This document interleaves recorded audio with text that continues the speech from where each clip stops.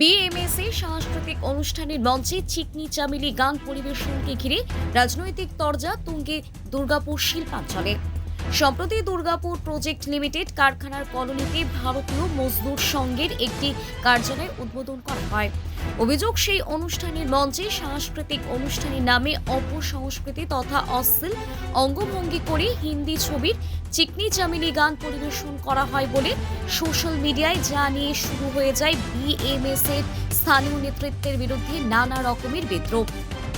রাষ্ট্রীয় সেবক সংঘের শ্রমিক সংগঠনের বিরুদ্ধে অপসংস্কৃতির অভিযোগ তুলে সিপিএম এর পশ্চিম বর্ধমান জেলা কমিটির সদস্য তথা সিটু নেতা সিদ্ধার্থ বোস বলেন, কথা হচ্ছে যে ধরুন এই বিজেপি বলুন বা বিএমএসই বলুন, এদের যে এই সংস্কৃতি আজকে নতুন কিছু নয়। পশ্চিমবাংলায় আজকে নতুন সরকার এসছে।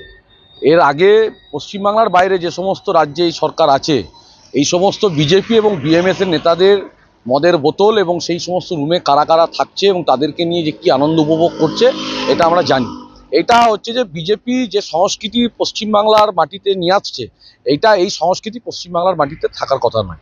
যে মাটিতে রবীন্দ্রনাথ, নজরুল, বিবেকানন্দ, যে রাজ্যের মাটিতে আমাদের হচ্ছে যে বিদ্যাসাগরের জন্ম, সেই মাটিতে এই ধরনের অশ্লীল নাচ এবং অশ্লীল গান বিএমএস-এর নেতারা তাদের কার্যালয় উদ্বোধনের নামে করছেন।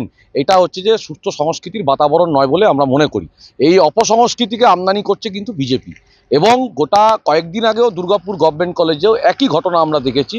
শওকাত মাচ্চোর ঘটনা, এই যে মাচ্চোরের ঘটনা, এবং আমি দেখেছি যে বিজেপির এক নেতা তিনিও বলেছেন যে হচ্ছে সিপিএম এটাকে হচ্ছে যে সমর্থন করছে। সিপিএম এই চোরেদের সমর্থন করছে না, বিজেপি এই চোরেদেরকে, তৃণমূলের চোরেদেরকে বিজেপি তারা দলে ঢোকাচ্ছে, আবার হচ্ছে যে সিপিএমের নামে দোষ দিচ্ছে। প্রথম কথা হচ্ছে বিএমএস, আমরা চেয়েছিলাম যে পশ্চিমবাংলায় নতুন সরকার, নতুন শিল্প, নতুন কর্মসংস্থান, বেকার ছেলেদের কাজ, এটা হবে। তার বদলে এই ধরনের অপসংস্কৃতি, এই ধরনের হচ্ছে যে উন্মাদনা, এই ধরনের অশ্লীল ভঙ্গি যা হচ্ছে যে দুর্গাপুরে নিয়ে আসছে, আমরা এর তীব্র প্রতিবাদ করছি। সুস্থ সংস্কৃতি ফিরে আসুক এবং যারা সংস্কৃতি জগতের মানুষ তারাও প্রতিবাদে নামুক। এইটা কখনো পশ্চিমবাংলা এবং দুর্গাপুর শহরে কাম্য নয়। অপরদিকে দুর্গাপুর প্রজেক্ট লিমিটেড কারখানার বিএমএসি সাধারণ সম্পাদক নিমাই কর্মকার দাবি করে, 16 তারিখ আমাদের কার্যালয় অফিস উদ্বোধন ছিল। সেই অনুষ্ঠান যে স্টেজ ছিল, সেই স্টেজে সন্ধ্যাবেলা একটা কালচারাল প্রোগ্রাম হয়।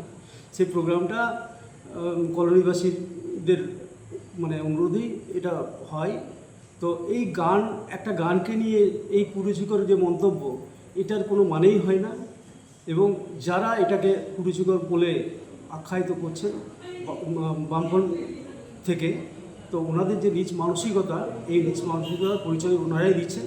এই জন্য ওরা 0 থেকে 1-এ এসেছে। ভবিষ্যতে এই দলটাই শেষ হয়ে যাবে। আপনার নাম? নিমাই চন্দ্র কর্মকার, ভারতীয় মজদুর সংঘ সাধারণ সম্পাদক।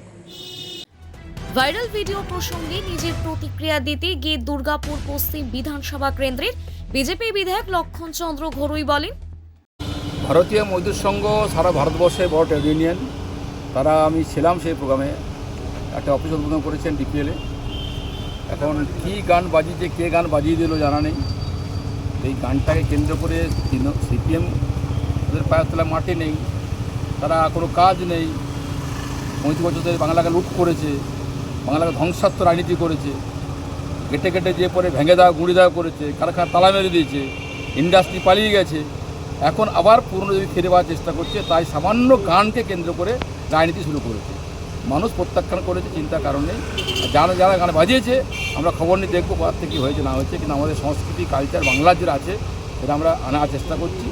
এখনও তৃণমূলে কিছু লোক এখনও যে কালচার তাকে ভুলতে পারছে না বলে হয়তো কেউ বদনাম করার জন্য হতে পারে চালিয়ে দেওয়া হয়েছে। বাস্তবে কী হয়েছিল আমি খবর নিয়ে দেখবো, এরপরে জানাবো। আমরা চাই বাংলার সংস্কৃতি, কালচার সুন্দরভাবে ফিরে আসুক। সেই কাজ আমরা নেগে পড়েছি, মানুষ সাথ দিচ্ছে।